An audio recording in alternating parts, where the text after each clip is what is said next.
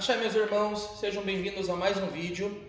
Nesse vídeo nós vamos falar sobre Umbanda e Candomblé, Macumba, Espiritismo, a diferença e o que há de igualdade entre esses quatro temas. Sejam bem-vindos a mais um vídeo. Eu sou o Pai Jonathan de Oxalá, sacerdote do terreiro de Umbanda, aprendiz e caboclos. Sejam bem-vindos.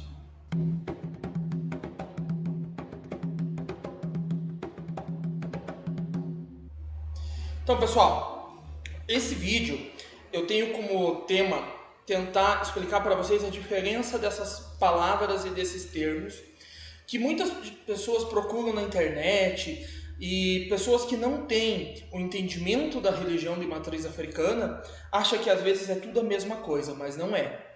Então, vou tentar explicar para vocês com as minhas palavras, pelo meu conhecimento, o que eu entendo disso. Então, assim, primeiramente, macumba, a palavra macumba, ela é associada de uma forma pejorativa às religiões Umbanda e Candomblé. Ó, lá é macumbeiro, tá fazendo macumba. Mas em si, a palavra macumba significa instrumento, é esse instrumento aqui. Se assemelha a um reco-reco. É um instrumento de percussão que se usava para fazer os cânticos enquanto se estava tendo as nossas giras. Então, os negros nos quilombos ou em locais que estavam tendo saudações ao orixá ou aos espíritos, se utilizava do instrumento da macumba. E fazia-se aquele barulho e cantava-se, fazia sua louvação. As pessoas que não eram pertencentes àquele meio, àquele ritual que estava ali acontecendo, falavam: olha, os negros estão lá tocando macumba. Ó, o pessoal lá tá tocando macumba. E o nome pegou, acabou sendo associado a palavra macumba ao ritual, à sessão. E com o tempo a sociedade foi ficando ainda mais preconceituosa, colocando na palavra macumba as oferendas, os despachos, os rituais de ebós, despachados, coisas assim. Nós já falamos em outros vídeos aqui sobre o fato das pessoas deixarem o alimento no reino, seja na mata, na praia, na encruzilhada, no cemitério, e não irem buscar. Isso não é coisa de umbandista, isso não é coisa de candomblecista, isso é coisa de gente porca. Você pode sim, às vezes a nossa religião ela nos obriga a fazer uma oferenda no reino. Se eu preciso fazer uma oferenda para Pai Oxóssi pedindo prosperidade e eu fui orientado a fazer a entrega dessa oferenda nas matas, então ir até as matas, arriar, a palavra arriar nós chamamos pelo fato de você colocar, oferendar, colocar no chão, dar aquele axé para aquele orixá, dar aquele alimento. Então você arriou aquela entrega, aquela oferenda para o orixá. Às vezes é necessário nós fazermos isso, acender nossas velas, fazer. Mas há formas de proteger o meio ambiente. Há formas de, para não deixar sujo, você fez, arriou, a vela terminou de apagar, depende da doutrina de cada casa, lembrem-se sempre disso. Em caso da doutrina estar fora do que sua casa orienta, fale com o seu sacerdote. Ele é seu pai, ela é sua mãe, eles vão lhe orientar melhor do que qualquer um. Não existe Google que possa lhe ensinar melhor do que seu pai de santo. Então, converse com ele. Mas, na minha casa, o que eu ensino aos filhos? Precisa ir na mata? Perfeito, pode ir. Leva, passa todos os rituais de como fazer, arria seu trabalho, acende-se as velas. Se é possível que você fique naquele ambiente por um tempo, acenda as velas, fique, terminou as velas, você pode levantar tudo e descarregar. A palavra descarregar não quer dizer pegar e jogar no lixo ou pegar e jogar no rio em água corrente. Às vezes, a interpretação da palavra não é correta no sentido do que a pessoa vê na sua cabeça. Ah, descarregue no rio. Às vezes não quer dizer pegue aquele alguidar, que são nossos pratos de barro. Não quer dizer pegue ele, jogue no rio e deixe lá. Lave-o na água corrente, descarregue ele, deixe que a água leve aquela energia, pegue aquele barro e dê sua destinação. Seja para usar para outro fim, ou seja para jogar no lixo. tá? Então, às vezes a palavra descarregue não ficou bem associada. Continuando.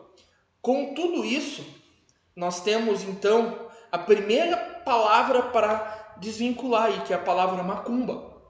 Macumba não é umbanda, macumba não é candomblé, macumba não é espiritismo, macumba é um instrumento. É isso que é. Agora eu vou tentar falar das diferenças das três religiões que nós temos. Eu não sou apto a falar de candomblé e a falar de espiritismo. Eu sou apto a falar da umbanda. Mas algumas coisas eu sei da diferença de uma e de outra. Caso alguém assistindo esse vídeo seja de candomblé ou seja de espiritismo, por favor comenta, passe a sua visão também para nós, assim eu aprendo também. Então, já aproveito para me desculpar caso eu fale alguma coisa errada, tá bom? Então, vamos lá. Vamos começar pelo primeiro termo dessas religiões. Orixás. Orixás. Orixás, tá? Aqui no meu congado, vocês podem ver, nós temos os 7 orixás aqui em cima. Então a primeira coisa é isso. Candomblé, eles não têm uma egrégora. Egrégora seria a junção, todo aquele seu contexto que você tem de divindades a qual você reverencia. No candomblé a palavra disso é xerê, tá? Xerê, que seria mais ou menos essa egrégora. A Umbanda, hoje principalmente, ela tem no seu xerê do candomblé, mas na nossa egrégora, na nossa doutrina, os 7 orixás principais. Oxalá, Ogum, Iemanjá, Oxum, Iansã, Xangô e Oxóssi. Esses 7. Há terreiros que cultuam também Obaluaê ou Omolu, Nanamburuquê, Oxumaré. São os mais comuns. Tem outros. Temos Obá, temos Euá, temos Exu. Então, temos outros orixás.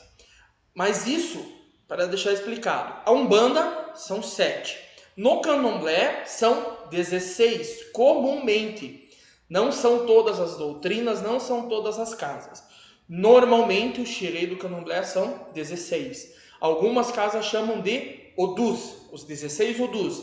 Algumas casas chamam como os 16 orixás. Então, entra todos esses que eu já falei o nome, entra mais alguns, entra Lugunedé, os outros eu acho que eu já falei os nomes aqui. Então, eu vou deixar aqui do lado uma tabelinha dos orixás da Umbanda, tá? Orixás da Umbanda. Do outro lado aqui, orixás do Candomblé, tá ok? Então, ficou dos dois lados aqui para vocês terem uma ideia. O Espiritismo não tem orixás. O Espiritismo, ele vem de uma vertente, corrija-me se estiver errado, europeia. E não há uma influência do orixá africano no Espiritismo. Então, já tivemos essas 3 divisões. Continuando. O Candomblé em si, pelo que eu sei, ele hoje tem terreiros que o chamam de Candomblé de Caboclo, aonde o Egum, o espírito, ele trabalha também manifestado nesses candomblés, nas roças. Mas há informação de que nos candomblés, quem se manifesta é o orixá. É o orixá que se manifesta com seus trajes bonitos, com todos os seus paramentos, que ele dança, ele fala, ele faz seus rituais com toda a sua casa. Então, na Umbanda, o orixá não baixa. Então isso tem que deixar bem claro, vou colocar aqui em cima. Ó. O orixá na Umbanda não se manifesta. Ah, mas eu incorporo Iansã. Não, você incorpora um falangeiro de Iansã. Mas eu incorporo Oxum, canta para Oxum, eu vou lá e eu incorporo Oxum. Não, você não incorpora o orixá Oxum.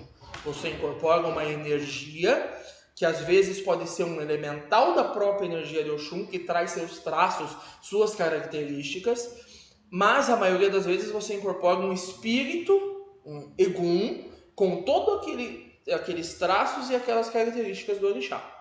Umbanda não trabalha com orixá. Nós reverenciamos eles, nós louvamos eles, mas nós não trabalhamos com eles. Candomblé sim. Normalmente, hoje em dia, eu conheço algumas casas já que as roças de candomblé também trabalham com espíritos, tá? No espiritismo, se trabalha com espíritos. Somente espíritos. Não se baixa o chá. E uma outra coisa. A Umbanda, esses espíritos são qualificados em linhas ou falanges. Eles têm